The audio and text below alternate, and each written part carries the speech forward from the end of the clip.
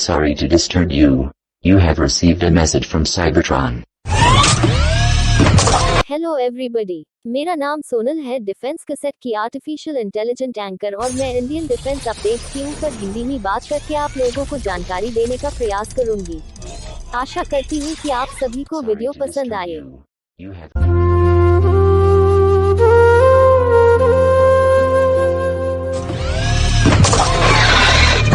वायुसेना IAF ने भारत के प्रगतिशील औसत युद्ध विमान AMCA के विकास के पक्के समर्थन के एक दृढ़ प्रदर्शन के साथ भारतीय प्राकृतिक रक्षा क्षमताओं के समर्थन में पूर्ण ध्यान है। एक वरिष्ठ IAF अधिकारी edif.org से बातचीत करते हुए स्पष्ट किया है कि IAF किसी भी अन्य 5वीं पीढ़ी के लड़ाकू विमान की खरीद का विचार नहीं कर रही है और इसका पूरा ध्यान AMCA कार्यक्रम के समर्थन पर है, जो लगातार प्रगति कर रहा है और अनुमानित खर्च 15,000 करोड़ रुपए में कैबिनेट सुरक्षा समिति CCS से मंजूरी प्राप्त करने की दिशा में है। पहले IAF ने भारत की युद्ध क्षमताओं को बढ़ाने के लिए रूसी Su-57E पर आधारित FGF 5वीं पीढ़ी का युद्ध विमान की खरीद की संभावना का पता लगाया था। हालांकि प्लेटफॉर्म की परिपक्वता और विभिन्न कार्यक्रम संबंधी मुद्दों पर अनगिनत संदेह के कारण भारत ने अंततः FGF कार्यक्रम से अपनी योजना से इस्तीफा देने का निर्णय लिया। तब से IAF ने पूर्ण समर्थन से प्राकृतिक का कार्यक्रम की ओर प्रवृत्त हो गई है। 5वीं पीढ़ी के लड़ाकू विमानों के विकल्पों की खोज करते हुए यह महत्वपूर्ण है कि अब तक किसी देश ने भारत को किसी भी 5वीं पीढ़ी के लड़ाकू विमान की आधिकारिक पेशकश नहीं की है। इस साल के एरो इंडिया शो पर संयुक्त राज्यों द्वारा F-35 लाइटनिंग 2 लड़ाकू विमान के प्रदर्शन के बावजूद इसकी खरीद के लिए कोई आधिकारिक पेशकश नहीं की गई है। भारतीय नौसेना ने 3 अगस्त को 12 आधुनिक counter mine warfare vessels MCMV की खरीद के लिए एक अनुरोध जारी किया। पिछले 15 वर्षों में कई असफल प्रयासों के बाद ये रफी भारत के माइन युद्ध क्षमताओं को बढ़ाने के नए प्रयासों की संकेत करती है। वर्तमान में भारतीय नौसेना बिना किसी एकल माइन स्वीपर के चल रही है और उसकी 6 माइन स्वीपरों की फ्लीट, जो लेट 1970 के दशक में सोवियत संघ से खरीदी गई थी, 4 साल पहले समाप्त हो गई थी। विशेष रूप से भारत के नौसेना फ्लीट में विशेष माइन काउंटर मेजर वेसलों की अनुपस्थिति ने उसकी काफी कमी को छोड़ दिया है, जिससे आधुनिक और उन्नत MCMV की तत्कालीन जरूरत है। रफी में 12 MCMV के लिए आवश्यकताएं स्पष्ट की गई हैं, जो एक 8 वर्षीय अवधि में निर्मित होंगे। ऑर्डर को सबसे कम बोलने वाले और दूसरे सबसे कम बोलने वाले शिपयार्ड के बीच बांट दिया जाएगा। MCMV के लिए प्रस्तावित वितरण अवधि 2030 से 2037 तक है। इन वेसलों की मुख्यता एकाधिकार और कटिंग एज प्रौद्योगिकियों में मानी जाती है, जो RFI के अनुसार एंटी सबमरीन वारफेयर ASW और नौसेना माइन काउंटर मेजर NCM क्षेत्रों में खतरों का सामना करने के लिए तैयार किया जाएगा। MCMV की खरीद भारत के नौसेना के प्रगतिशील नौसेना निर्माण क्षमताओं को प्रोत्साहित करने के लिए मेक इन इंडिया पहल के साथ जुड़ती है। इस खरीद से भारतीय नौसेना की नौसेना में बदलावी अवसर का समीक्षा चिन्हित किया जाता है, जो स्वराज्य में स्वयं निर्भरता के सपने के साथ मिलता है।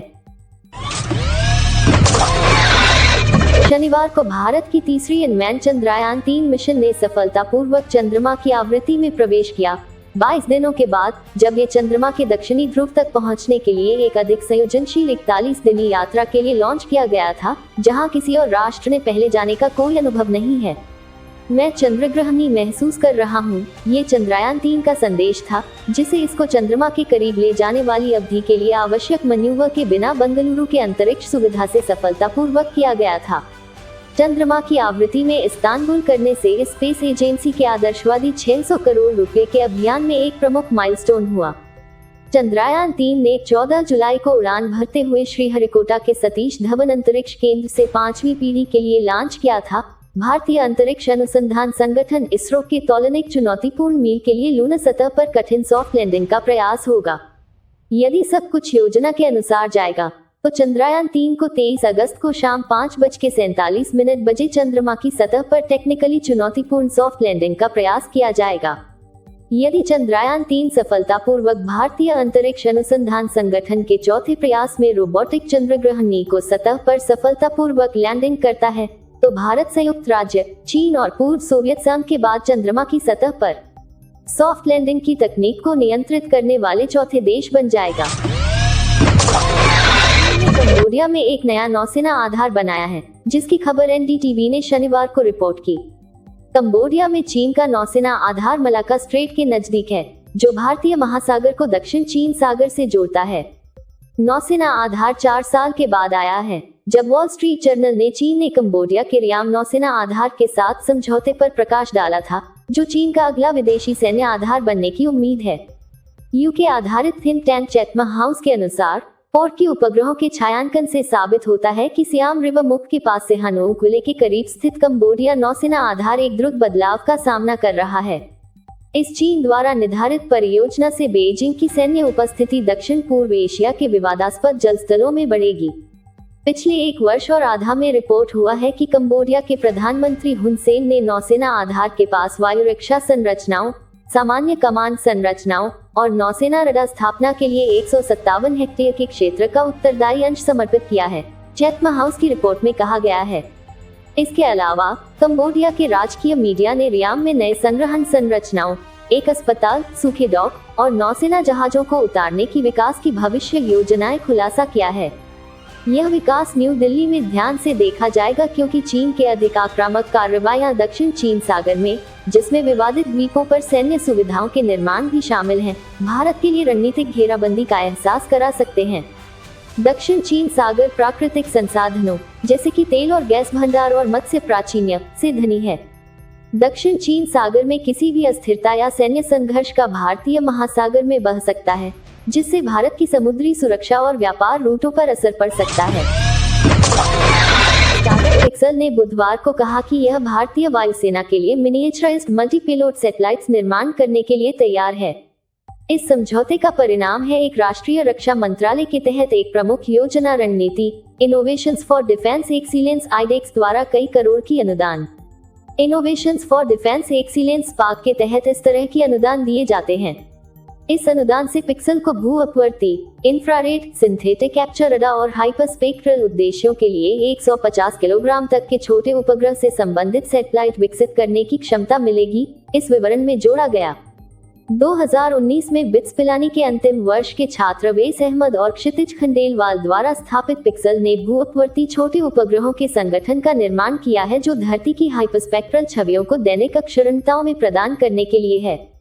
हाइपरस्पेक्ट्रल इमेजिंग एक तकनीक है जो प्रत्येक पिक्सल को केवल प्राथमिक रंगों के बजाय विस्तृत प्रकाश स्पेक्ट्रम का विश्लेषण करती है।